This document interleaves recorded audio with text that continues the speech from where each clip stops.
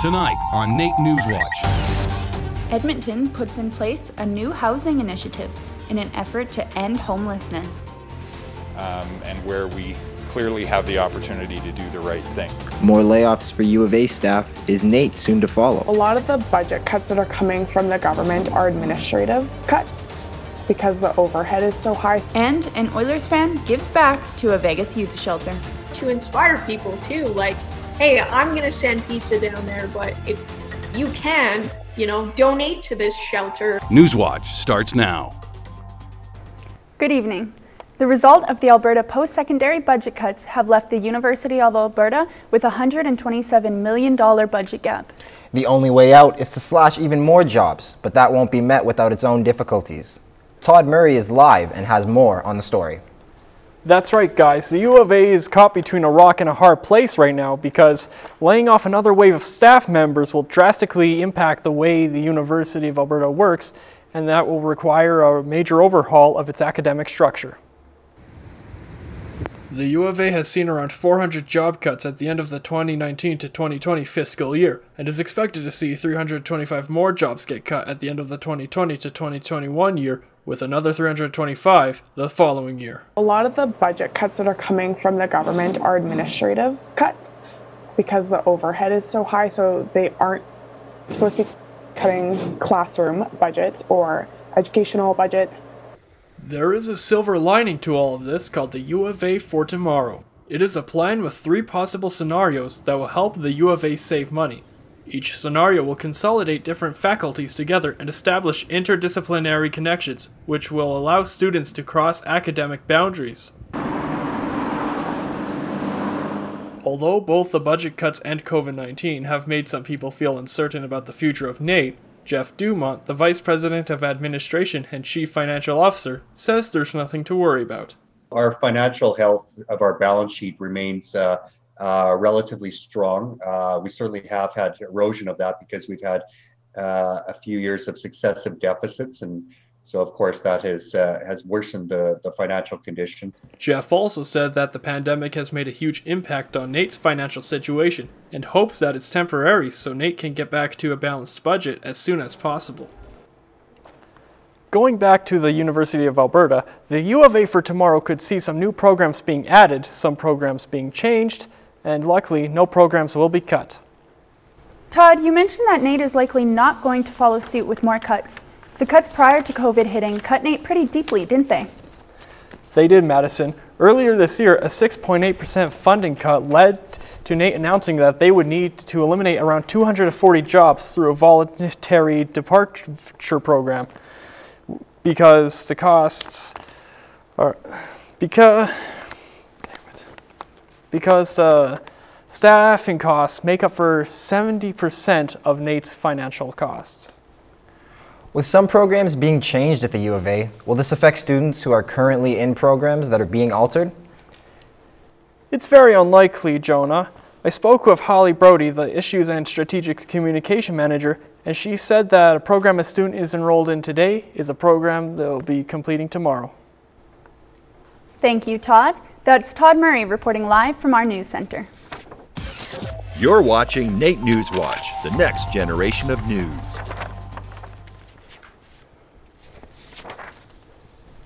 Monday morning marked a significant milestone in Edmonton's work to end homelessness. A new housing system looks to have all homeless Edmontonians off the street by the end of the month. The $8 million plan will be funded through the provincial and federal pandemic relief fund. Mayor Don Iveson says homelessness poses one of the biggest economic risks, but this new housing system is an opportunity to change that. Whatever we do here is going to be better than leaving the situation undealt with for another winter in these economic conditions with the pandemic, and where we clearly have the opportunity to do the right thing. The new housing will be a city-owned facility open 24 hours a day with day programming and meal service. The site location has yet to be released. Coffee with the Chief was held this Thursday, and Edmonton Police Chief Dale McPhee was present to talk about the conversations he's been having with minority communities in the city. People told us their stories, and some of those stories were hard to listen to. Some of them were bad customer service. Some of them, were things that we probably need to look at improvement on, and we will look at improvement on. The event took place downtown at TD Tower. Media was present to ask questions, and the chief was asked about hate groups after a recent protest took place in the city. Do we tolerate hate? Absolutely not, and I think our record stands for that in relation to some of the things that we've been working on. The chief said in regards to protests that he does not want his officers arresting individuals, but instead wants them to focus on simply dispersing the crowd. It is just one of the ways Edmonton Police is trying to work with protesters to achieve peace instead of adding to the violence. Edmonton Fire Rescue held its annual Fire Prevention Week with a special focus on preventing cooking fires in the home. For some, cooking can be a relaxing activity. Other people may see it as a chore that they cannot wait to be done with. But not paying attention while cooking food can be a fire hazard. Unattended cooking is the leading cause for house fires, and Fire Prevention Officer Courtney Tupker wants people to try and remain focused in the kitchen. A lot of it is distraction, doing too many things at once. If you are cooking, especially if you're using oil or grease, you want to make sure you're staying at the stove.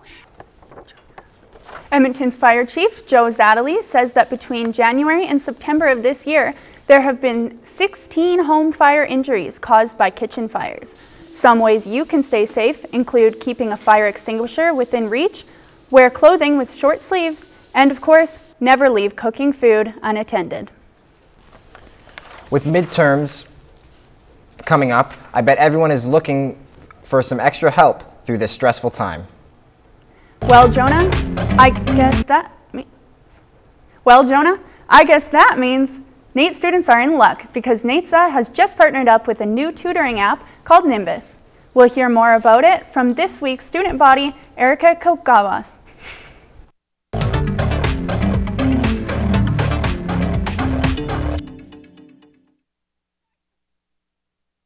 The NAIT Tutor Registry has been replaced with the Nimbus Learning app to help students like Chris Cates receive a quick and convenient tutoring experience. I think Nimbus will be beneficial to me for math and algebra because I've been out of school for a long time and I'm taking computer programming now at NAIT. Cates has been out of school for over 20 years now, and this is his first time in post-secondary education. Cates voices the benefits of receiving one-on-one tutoring versus being in a large classroom. I'll be able to interact with the instructor, the tutor, directly, as opposed to being in a classroom setting where there's multiple people and I'm taking up their time. NAITSA employee says that their partnership with Nimbus will hopefully improve estimated response time between Nimbus learners and tutors. Nimbus Learning is coming to live in the NAITSA Service Hub. So the NAITSA Service Hub staff are the ones that are overseeing all the applicants. So as soon as the applicants are coming in, they're hearing back from us within a few days. Nimbus will be a big assist to transitioning to online tutoring with real-time features like built-in video chat, interactive whiteboard, and file sharing. I think what's really cool is since everybody's virtually is that there's a really neat whiteboard feature, kind of like a Google Doc, but for doing math on and a bunch of other different projects at the same time with your tutor. There is no set rate for Nimbus tutors and may charge as little or as much as they deem fair. Some may even do the educational mentoring for free in exchange for volunteer hours. Erica Kawagas, NAIT NewsWatch. A local radio host has donated over a dozen pizzas to homeless youth in Nevada in order to return a gesture. Sonic 102.9's Lauren Hunter was touched by the Vegas Golden Knights' generosity last month when they donated nearly 600 pizzas to Edmonton's homeless. She decided to give the kindness back by donating pizza to the Nevada Partnership for Homeless Youth. She also wants to motivate others to follow her lead. I wanted to inspire people too, like, hey, I'm going to send pizza down there, but if you can, donate to this shelter or donate to homeless shelters up here, including Boyle Street. Both the Golden Knights and the Oilers have responded to the back-and-forth generosity, with the Oilers tweeting, "Nothing bonds division rivals like pizza and kindness." Coming up after the break, a former NAIT student making her mark on social media. See how radio and television grad Linda Hong continues to stay creative on her ever-changing social media platforms. We had a class about blogging, and for many students that was the first time that they had blogged. In sports, the Edmonton Oilers kept their first-round draft pick. NAIT's soccer team has changed to futsal. A NAIT athlete had to choose between playing futsal and playing basketball, and then Edmonton Huskies host a mini training camp. That's all coming up in sports.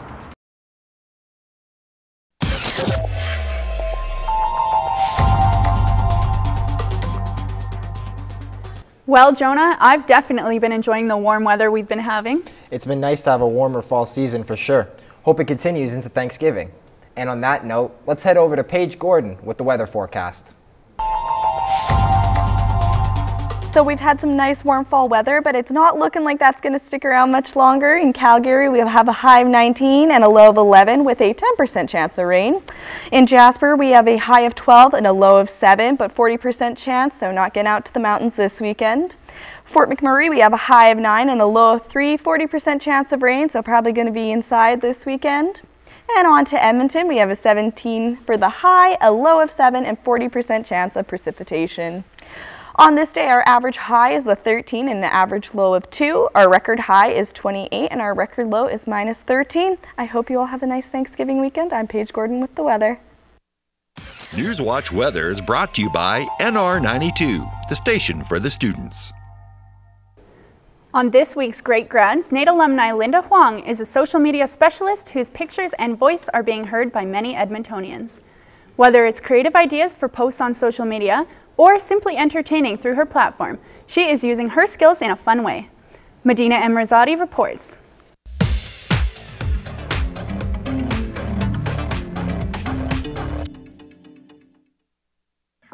I didn't think she was going to be this successful.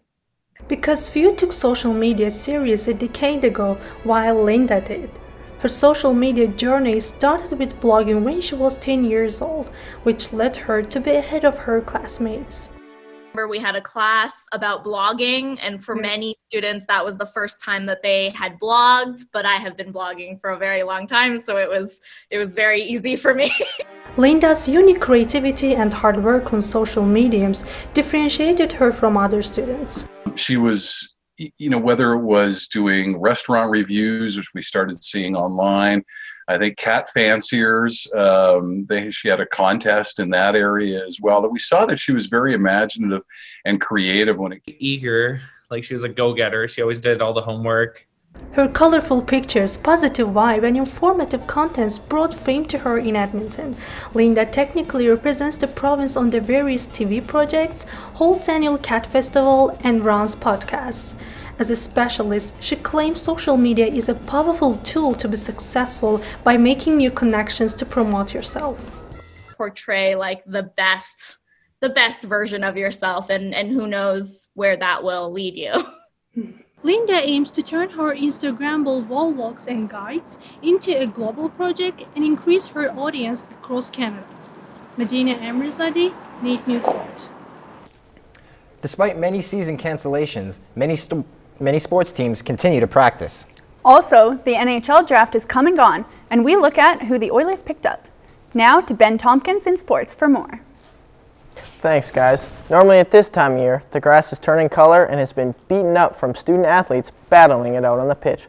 But due to COVID-19, the soccer season has been postponed for the time being. Because of that, NAIT's teams have decided to play a new sport.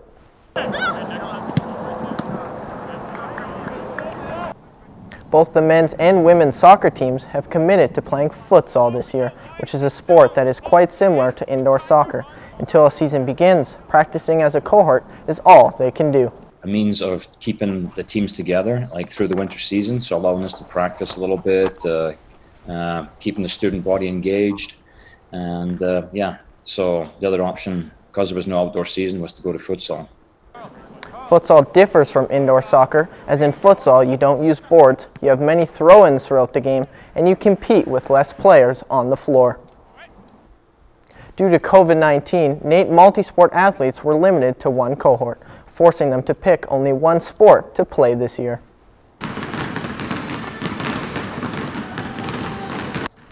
Tony Burse is one of those athletes. Tony is a soccer player as well, but due to soccer being changed to futsal this year, she has chosen basketball as her one-sport cohort.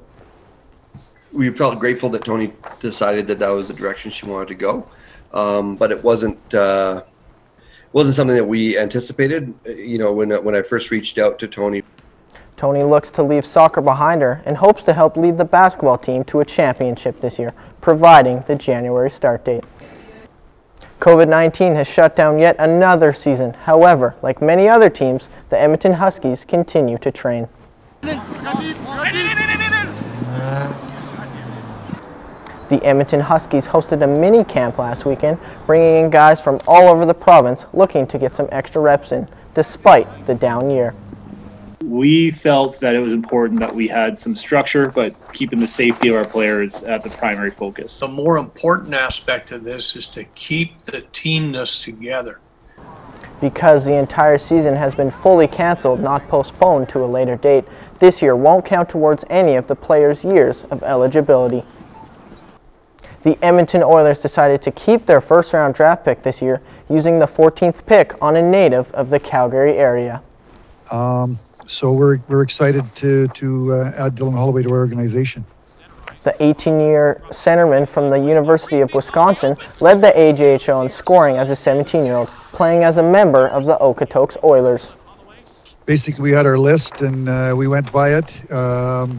We were excited to get Dylan Holloway when he was available, and we wanted to make the pick. I'm so excited. Like, obviously, the Edmonton Oilers got a ton of history and are a great organization, so that number one is why I'm super excited. Despite the loss of Oscar Klefbom due to injury, Holland seemed comfortable with the Oilers' depth at D and felt that Holloway was just too talented to pass up. Some good-looking prospects coming into Edmonton's system this year. How is the free agency situation looking? Well, Jonah, free agent frenzy Friday really was apparent today. Lots of big goalies off the market today, with Holtby going to the Canucks, among other big names. We'll see how that affects their title chances this year. Thanks, Ben. Coming up after the break, handwritten letters no longer a thing of the past. See how Norwood Nursing Home and NAIT students are coming together for a good cause amid the pandemic.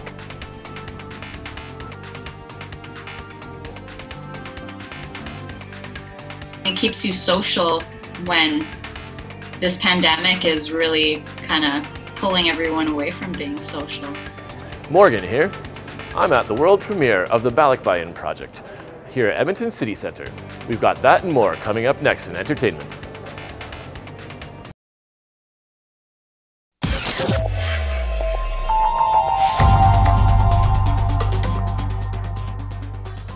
A new pen pal program is here at NAIT. And it offers a way for students and seniors to connect.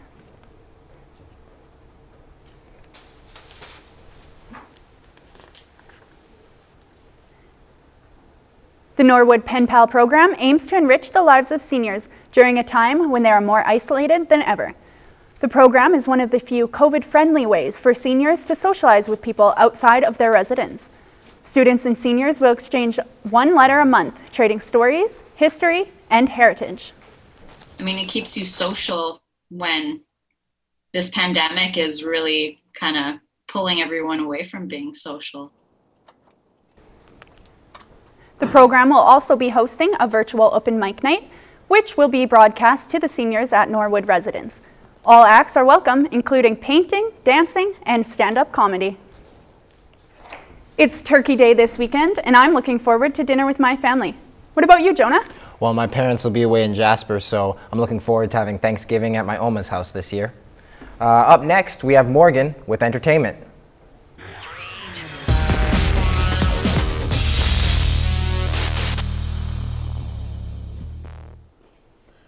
The Edmonton International Film Festival is in full swing. I got a chance to attend the premiere of the Balikbayan project on Wednesday and speak with co-director and producer John Rivera.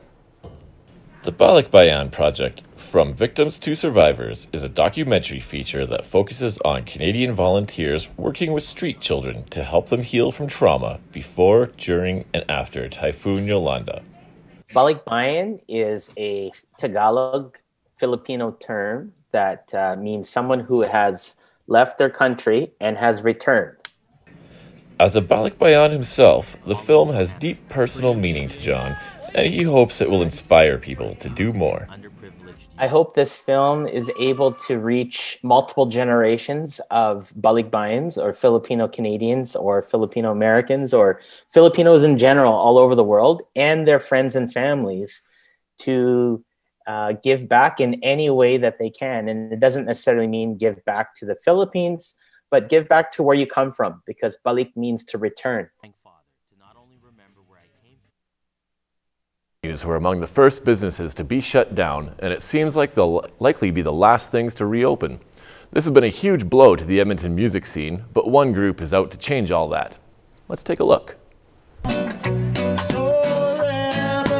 Downtown Live is a COVID recovery initiative put together by the Downtown Business Association to bring live music back to Edmonton. So we did an initial run during the course of August through the end of September, where we actually had 53 micro performances, primarily musical performance acts. The aim of the project is to bring back a sense of community to the Edmonton music scene and just Edmonton in general. So far, the initiative has been very successful. Very excited to actually be able to announce today that while we had initially planned for Downtown Live really to just run through to the end of September, through a partnership with EPCOR and their Heart and Soul Fund, we're now able to extend Downtown Live through to the end of February 2021. A full list of events can be found at edmontondowntown.com/downtownlive. After 24 years of meaningful fashion shows, Fashion with Compassion hit the runway online this year. Although aspects of the experience have changed, the fundamentals and passion remains the same. Here's Caroline Smith with more on the event. Sorrentino's Compassion House has been a midway point for many women in need of a place to stay while doing chemo treatments here in Edmonton. For many, it became more than that. It became a home. I didn't know that I needed.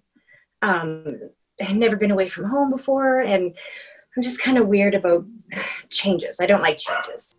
For women in situations like Kathy's, having the support of others can make all the difference. The other women that I met there, they're forever friends. They're forever family. The Compassion House worked hard to keep this event going amid the pandemic. Not only is it an important staple in the house's calendar, but a chance for 5 special models to get pampered. To be able to give them that moment to share their story, but also to have their hair and makeup done, to get dressed by the bay, and to walk the virtual runway this year. There'll be raffle tickets and a silent auction. As for food and drinks, Sorrentinos will be donating 15% of sales when ordered for the event. And restaurant DOSC will be demonstrating how to make an old-fashioned and a gin and sour. So you can enjoy food and drinks while watching the show from the comfort of your own home. This is Caroline Smith, NAIT NewsWatch. Yesterday, a major attraction at West Edmonton Mall celebrated their grand reopening, and I got to take an early look. After 7 months of being closed, Galaxyland has finally been allowed to reopen. The reopening comes with all the standard COVID procedures. We've been working very closely with Alberta Health Services for all of our attractions to ensure that COVID precautions are all in place and that we're up to par with the regulations that are being implemented right now. So we're really excited that Galaxyland is opening this Thursday. It's not easy to run a theme park during a pandemic, but Galaxyland staff has been taking the situation very seriously and are confident in their approach. Although it may be challenging in terms of the extra layer it takes, we've been really glad that we've been able to be transparent about everything, reduce capacity to ensure that the place isn't too crowded, and taking extra precautionary safety measures like that to ensure that there's that extra added safety factor in there for everybody. A rock legend died earlier this week. Eddie Van Halen of, well, Van Halen has passed away. Here's more.